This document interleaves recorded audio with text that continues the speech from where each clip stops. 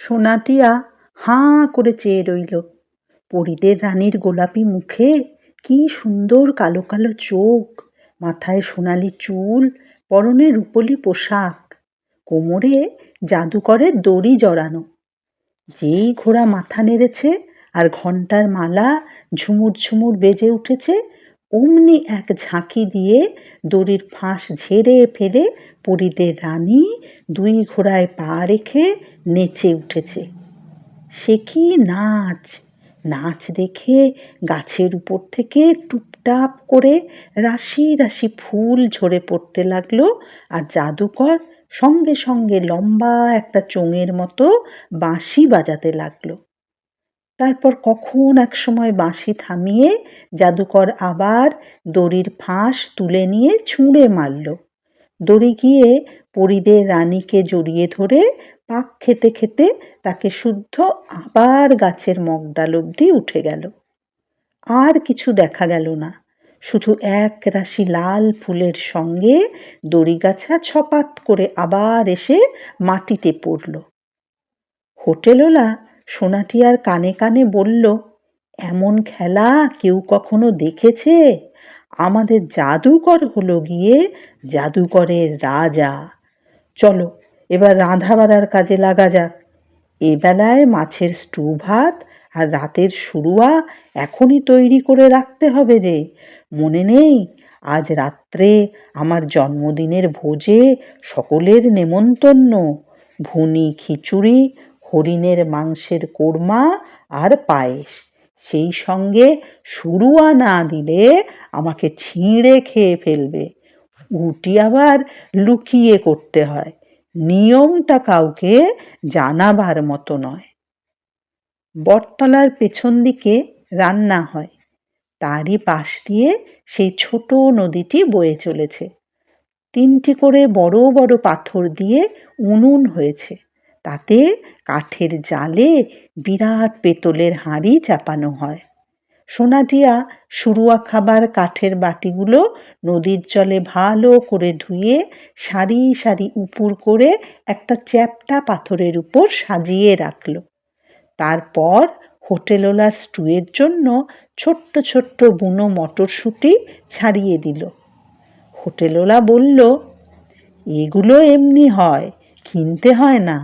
আগে এখানে লোকের বসতি ছিল কি না, তখন তারা মটরের বিচি পুঁতেছিল, এখন ঝাড় বেঁধে আপনি হয়। গাছতলায় মিষ্টি শাকালু হয়, পালং শাক হয়, টমেটো হয়, ডুমুর গাছে ডুমুর হয়, সজনে গাছে সজনে হয়। বাকি জিনিস গ্রামের হাট থেকে কিনে আনতে হয়। সোনা বলল, কে কিনে আনে? হোটেলওয়ালা বললে, কেন, সং তো সপ্তাহে 3 বার গায়ের পোস্ট অফিসে যায়, সেই কত কানে, আর কত আমার ভাই লুকিয়ে দিয়ে যায়। কেন সং সপ্তাহে 3 বার পোস্ট অফিসে যায়? ওমা, সে যে লটারির টিকিট কিনেছে, যদি একবার জিতে যায় তো একসঙ্গে অনেক টাকা পেয়ে বড়লোক হয়ে যাবে, তাই খবর আনতে যায়। খুব সাবধানে যেতে হয়, কারণ ওরা যে এখানে লুকিয়ে আছে থানার দারোগা একবার জানতে পারলে সব শুদ্ধ পায়ে বেড়ি দিয়ে টেনে গারদে পুরবে। এই বলে মাথায় হাত দিয়ে হোটেলওয়ালা চুপ করে বসে রইল। সোনা বলল, বলো হোটেলওয়ালা, তোমার ভাই কেন লুকিয়ে চুরিয়ে বনের মধ্যে আসে? তার বড় ভয়। কিসের ভয়? সকলের যে ভয়, সেই ভয়, অর্থাৎ ধরা পড়ার ভয়। আর বেশি জিজ্ঞাসা করো না সোনাটিয়া, ছোট মেয়েদের খুব বেশি জানতে চাওয়াটা মোটেই ভালো নয়। এই বলে লাফিয়ে উঠে হোটেলওয়ালা উনুনে চাপানো শুরুয়ার হাঁড়ির ঢাকনি খুলে এই বড় একটা কাঠের হাতা দিয়ে নাড়াতে লেগে গেল, আর অমনি তার মুখ থেকে দাড়ি গোঁফজোড়া খুলে টপ করে হাঁড়িতে পড়ে শুরুয়ার সঙ্গে টগবগ করে ফুটতে লাগলো। সোনাটিয়া হাঁ হাঁ করে ছুটে এলো, কিন্তু হোটেলওয়ালা এক হাতে ওদের ঠেলে ধরে অন্য হাতে শুরুয়া ঘুঁটতে লাগলো। তার চাচা ছোলা ন্যাড়া মুখটাতে মুচকি হাসি দেখে সোনাটিয়া অবাক।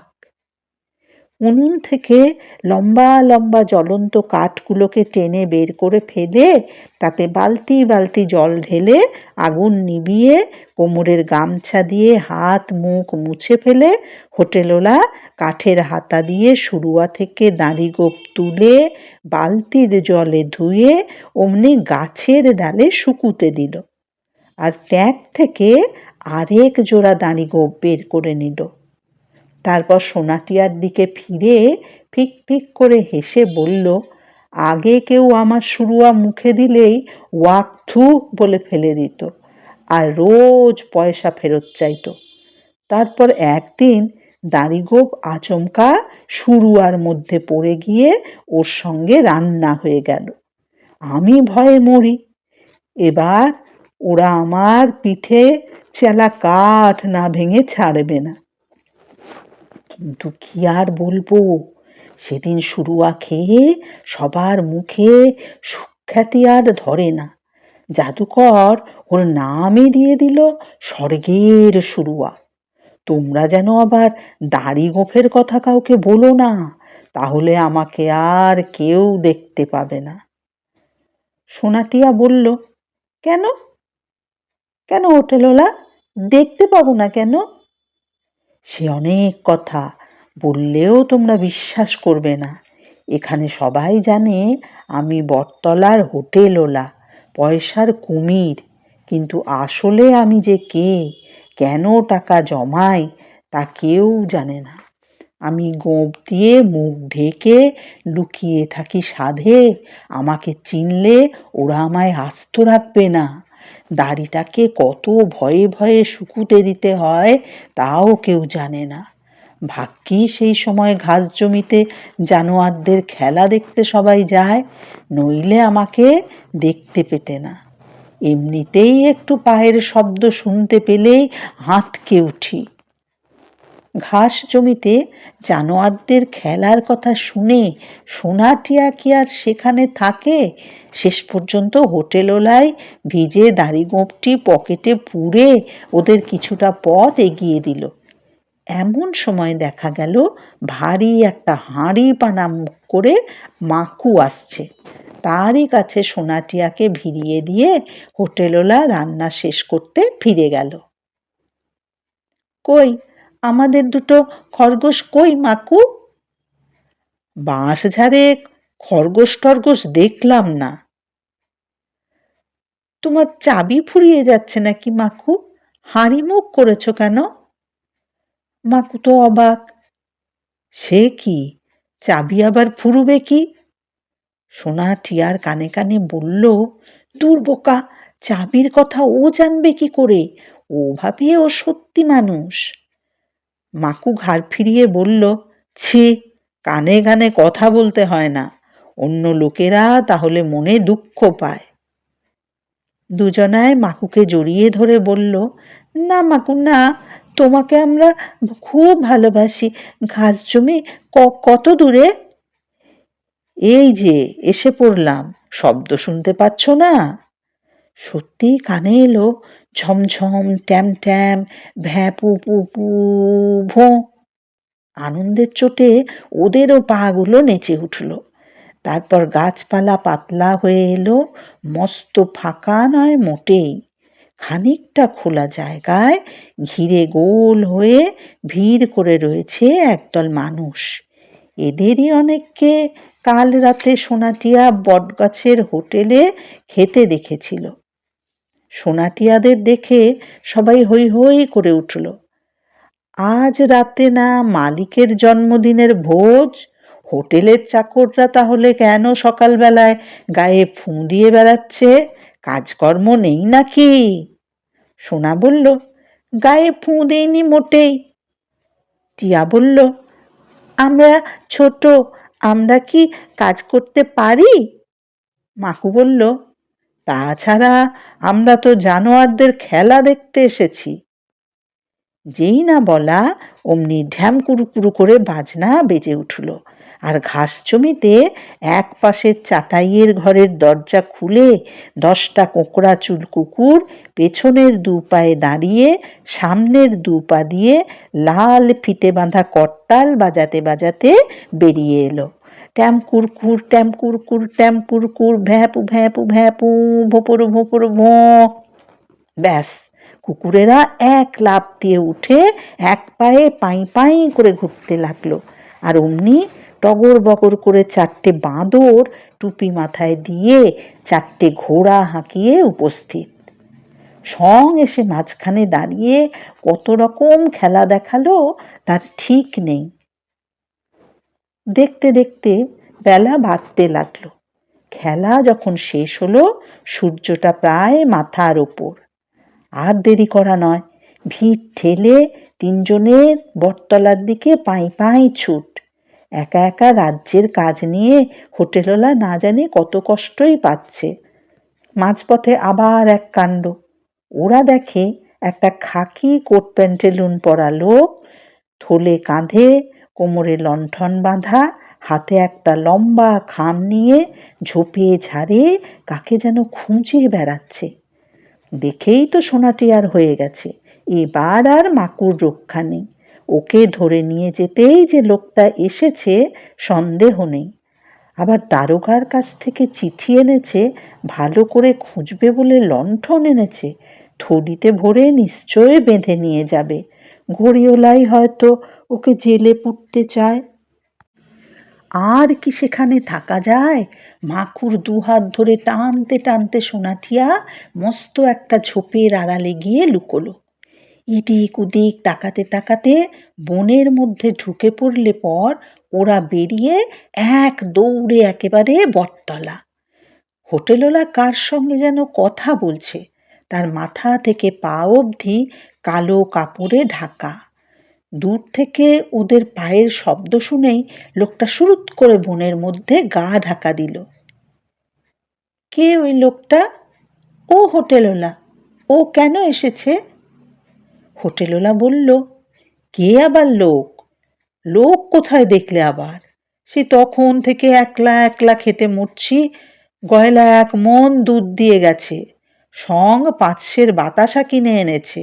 রাতে ভুনি খিচুড়ি হবে, তার জন্য সুগন্ধি চাল, পেস্তা, বাদাম, কিশমিশ এনেছে। শিকারীরা হরিণের মাংস দিয়ে যাবে বলে গেছে। তাল তাল মশলা পড়ে আছে, কিন্তু কাজ করার মানুষেরা সব তামাশা দেখতে গেছে। এই বলে হোটেলওয়ালা গাল ফুলিয়ে ঢোল বানিয়ে পাথরটার উপর বসে পড়ল। মাকু আর কোনো কথা না বলে উনুনে 2টো চেলা কাঠ গুঁজে দিয়ে বিরাট দুধের কড়াইটা চাপিয়ে দিল। ওর গায়ের জোর দেখে সোনাটিয়া অবাক। হোটেলওয়ালা, ও মানুষ, তোমার গায়ে তো দেখছি 5টা মোষের শক্তি, তা কাজে এত গাফিলতি কেন? টিয়া বলল, ও যে কলের মা। সোনা ওর মুখ টিপে ধরে বলল, চুপ বোকা। মাকু আর হোটেলওয়ালা অবাক হয়ে দুজনার দিকে চেয়ে রইল। হঠাৎ টিয়া ভ্যাঁ করে কেঁদে ফেলল। মাকুর চাবি ফুরিয়ে গেলে মাকু মরে যাবে, আমাদের ভাত খাবার সময় হয়ে গেছে। এ হোটেলওয়ালা আর মাকু দুজনে ছুটে এসে ওদের মাথায় হাত বুলিয়ে বাতাসা খাইয়ে টিয়ার কান্না থামিয়ে ওদের স্নানের জোগাড় করতে চলে গেল। গাছঘর থেকে সাবান এলো, গামছা এলো, রান্নার তেল থেকে তেল ঢেলে গায়ে মাখা হলো। তারপর হোটেলওয়ালা পায়েস রাঁধতে বসলো। ছোট নদীর জলে ওরা স্নান করলো। মাকু গামছা দিয়ে গা মুছিয়ে দিল। পাটুলি থেকে পাউডার বের করে ওরা মুখে সাদা করে মেখে নিল। আম্মার ভাঙা চিরুনি দিয়ে চুল আঁচড়ে মাকুকে বলল, ভাত দাও। অমনি হোটেলওয়ালা আর মাকু গাছের গুঁড়ি সোজা করে তার উপর তক্তা পেতে টেবিল বানিয়ে ফেলল।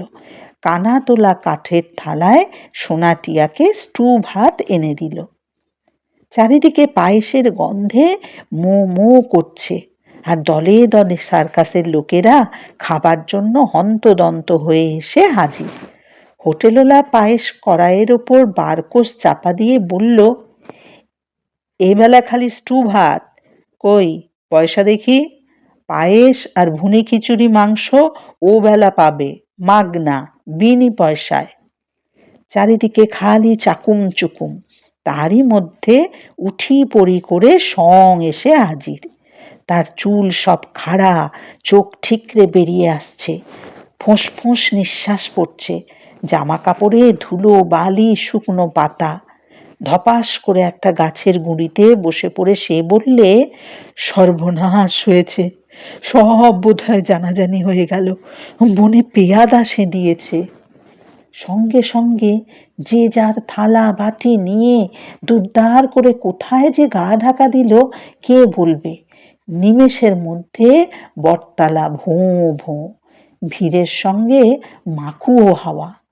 জিনিসপত্র যেখানকার যেমন পড়ে রইল, হোটেলওয়ালা সোনাটিয়াকে নিয়ে তরতর করে গাছ ঘরে গুম হলো।